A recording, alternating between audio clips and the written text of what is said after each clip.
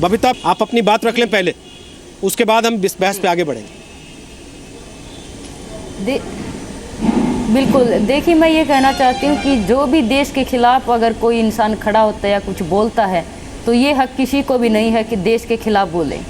और दूसरी बात, जो भी अगर कोई देश के खिलाफ बोल रहा है वो उनका सपोर्ट कर रहे हैं तो वो लोग भी गलत है और देशद्रोही हैं, चाहे वो कोई भी हो। अगर मेरे माँ बाप या मैं खुद भी अगर उनको सपोर्ट करती हूँ तो मैं भी गलत हूँ और मेरे माँ बाप भी गलत हैं।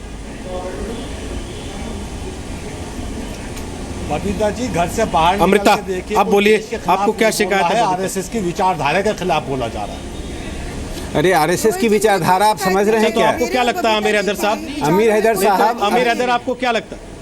अमृता, एक सेकंड, अमीर हैदर आपको क्या लगता है वो बिना सोचे समझे, अमीर हैदर आपको क्या लगता है वो बिना सोचे समझे बोल रही हैं? अरे जो आपको क्या लगता है बबीता फोगाट बिना सोचे समझे, बिना जाने बिना देखे बोल रही है, या आप चाहते हैं कि आपके चश्मे से देखें तभी बोले? हमारे देश के हित में बोले।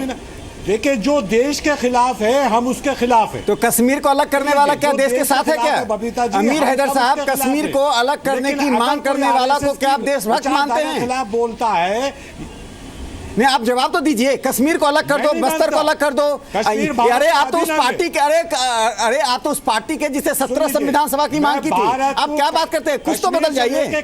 समय के साथ कम्युनिस्टों ने अपने में बदलाव नहीं किया।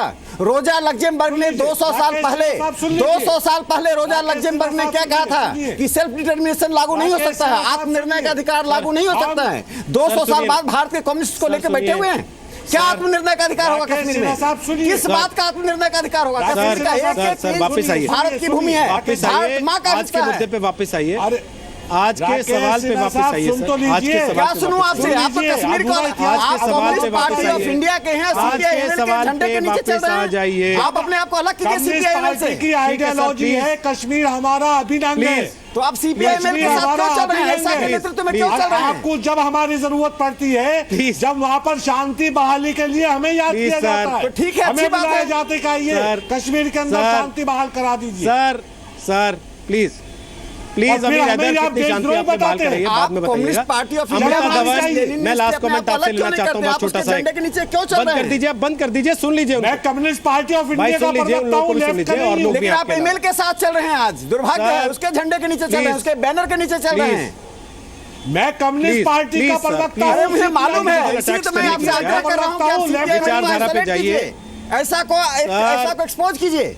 राकेश जी, कश्मीर मेरा अभिन्न है, थोड़ा रुक जाइए वरना आवाज अभिन्न है, उस पे किसी तरह का हम समझौता नहीं कर सकते। चलिए, आज इस बहाने ये तो सुनने को मिला आपके मुंह से। ठीक है सर, कश्मीर के अंदर बोलिए, अभी शांत रहिए, माननीय मैडम 10 बार बोलिए, कश्मीर भारत का अभिन्न अंग है, इसके लिए ताली बजानी चाहिए। बहुत अच्छे, कम से कम आपने बोला इस बात को आज। आप गलत गाइडलाइन चला रहे हैं अपनी टीवी के ऊपर। मैं अमृता धवन आपसे कमेंट देना चाहता हूं सर। अब आवाज बंद है आपकी, खिलाफ नहीं है। अब आवाज बंद है आपकी सर, अब आवाज बंद है सर। फ्रीडम ऑफ एक्सप्रेशन शर्तों के साथ आता है। कुछ बोलना वही आप सड़क पे बोलते हैं, वो टीवी पे तो बिल्कुल किनारे कर देते हैं।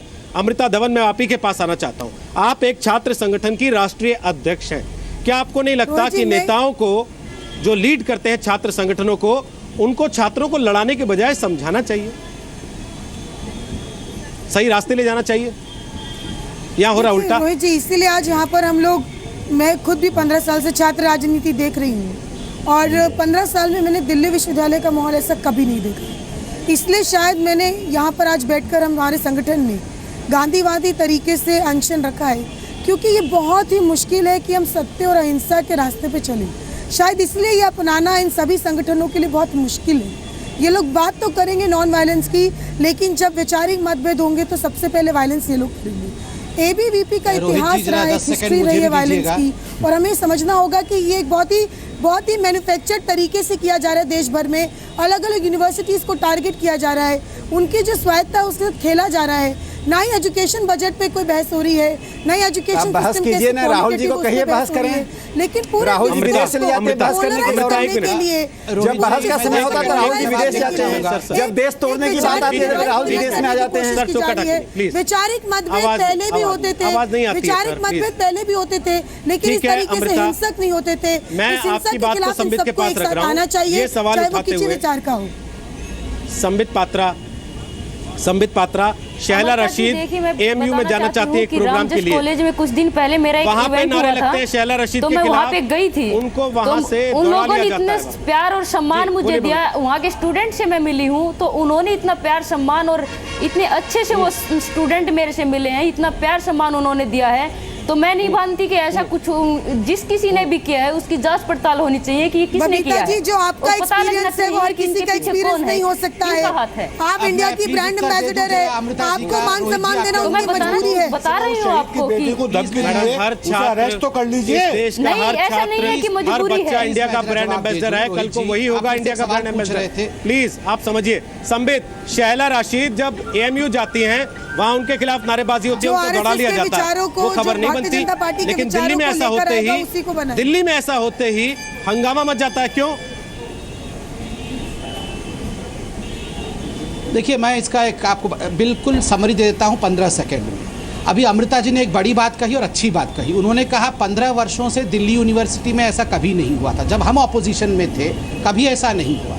जैसे ही सत्ता कांग्रेस के हाथ से और लेफ्ट के हाथ से चला गया, देखिए मैं देश को बताना चाहूँगा, कांग्रेस और लेफ्ट ऐसी पार्टीज हैं जो सत्ता में रहने के लिए कुछ भी कर सकती है। नेहरू सत्ता में रहने के लिए देश को उन्होंने बांट दिया, उन्होंने देश को बांट दिया ताकि वो इंडिया के पहले प्राइम मिनिस्टर बन सके। और राहुल गांधी को प्राइम मिनिस्टर बनाने के लिए ये कांग्रेस कुछ भी कर सकती है, भले ही कश्मीर और आर्मी के खिलाफ बोलना पड़े। मगर मैं इंडिया की जनता को सलाम करता हूँ, इंडिया की आर्मी को सलाम करता हूँ कि ऐसा नहीं हो पाएगा। एबीवीपी की गुंडागर्दी हम समय से आगे जा रहे हैं। बहुत बहुत धन्यवाद आप सबका, बहुत बहुत धन्यवाद आप सबका ताल ठोके का हिस्सा बनने के लिए। दर्शकों को अपने आप समझ में आ गया होगा कि छात्र राजनीति ऐसे सड़कों पे क्यों है और छात्र राजनीति में आखिर ये गुंडागर्दी कहाँ से आ गई।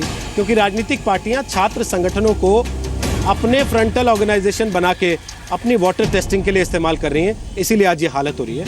और इसकी जिम्मेदारी छात्रों की और माँ बाप की बनती है कि वो इन चीज़ों को ध्यान में रखें, कम से कम कि उनके बच्चे बलि के बकरे या हथियार या औजार तो नहीं बन रहे हैं किसी।